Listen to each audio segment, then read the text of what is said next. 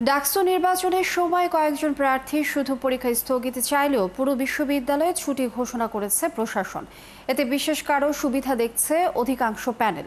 যদিও chief returning কর্মকর্তা বিষয়টি বিবেচনার আশ্বাস দিয়েছেন, অন্যদিকে শিবির সমর্থিত জিএস প্রার্থীর বৈধতা নিয়ে রিট হয়েছে হাইকোর্টে। এদিন বেশ জমজমাট প্রচারণা চলে ক্যাম্পাসে। 2 দিন ছুটির পর রবিবার জমে ওঠে ডাকসু নির্বাচনের প্রচার ও প্রচারণা। অনাবাসিক শিক্ষার্থীদের কাছে ছুটছেন প্রার্থীরা, হাতে হাতে দিচ্ছেন নিজেদের ইশতেহার ও পোস্টার। এদিকে ছাত্র শিবির সমর্থিত প্যানেলের জিএস প্রার্থী এস.এম. ফরহাদের প্রার্থিতার বৈধতা চ্যালেঞ্জ করে হাইকোর্টে রিট হয়েছে।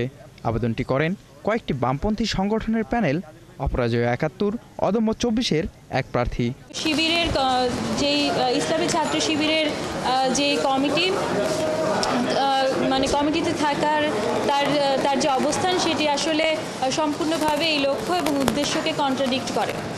তারা আসলে ঐতিহাসিকভাবেই বাংলাদেশের মুক্তিযুদ্ধকে ধারণ করেন না এবং মুক্তিযুদ্ধের বিরোধী শক্তি হিসেবেই কাজ করে আসছেন। কোর্টে রিট করেছেন আমার প্রার্থিতা চ্যালেঞ্জ করে প্রার্থিতা বাতিলের জন্য। আপনাকে ওয়েলকাম। এবং স্বভাবতই ছাত্র শিবিরের জায়গা থেকে এবং আমাদের জায়গা থেকে কোর্টের রায়ের প্রতি এবং আইন এবং আদালতের প্রতি আমাদের রেসপেক্ট অলওয়েজ ছিল, সামনেও থাকবে। ৭ থেকে 10 সেপ্টেম্বর বিশ্ববিদ্যালয় বন্ধ ঘোষণাকে ভালোভাবে নিচ্ছেন না বিভিন্ন প্যানেলের প্রার্থীরা। এতে প্রার্থীদের থেকে ভোটারদের দূরে রাখা হচ্ছে বলেও অভিযোগ তাদের। এই ডাকসু নির্বাচন হওয়া উচিত ছিল উৎসব মুখর পরিবেশে, শিক্ষার্থীদের আরও এঙ্গেজমেন্ট বাড়িয়ে। কিন্তু আমরা দেখছি শিক্ষার্থীদের যত রকমভাবে অনুৎসাহিত করা যায়, যতভাবে শিক্ষার্থীদেরকে ভোট থেকে দূরে রাখা যায়, সেই ধরনের একটি কর্মকাণ্ড কিন্তু বিশ্ববিদ্যালয় প্রশাসন শুরু করেছে। আমরা সেই সুযোগটা দেওয়ার জন্য নির্বাচন কমিশন বারবার প্রস্তাব দিয়েছেন। সেই প্রস্তাব পরিপ্রেক্ষিতে তারা একটা এমন একটা সিদ্ধান্ত নিয়েছেন, সেটা বুমরাং হচ্ছে। কিন্তু এতে করে শিক্ষার্থীরা আবার ক্যাম্পাসমুখী হবে না, আবার একটা আতঙ্ক তৈরি হচ্ছে। কারণ নির্বাচন কমিশন বলতেছে সেনা মোতায়েন করবেন, তারপর শিক্ষার্থীর মনোজগতে একটা আতঙ্ক তৈরি হচ্ছে। প্রধান নির্বাচনী কর্মকর্তা জানান, বিশ্ববিদ্যালয় বন্ধ করার বিষয়টি নিয়ে তিনি প্রশাসনের সাথে আলোচনা করবেন। আমরা সব জায়গায় আমাদের ছাত্রছাত্রীর সাথে আলাপ করছি নির্বাচনী পরিবেশ নিয়ে।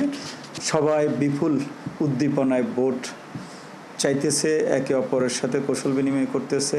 তারা আমাদেরকে জানিয়েছে, স্যার সবাই এখন উৎসব মুখর পরিবেশে আছে।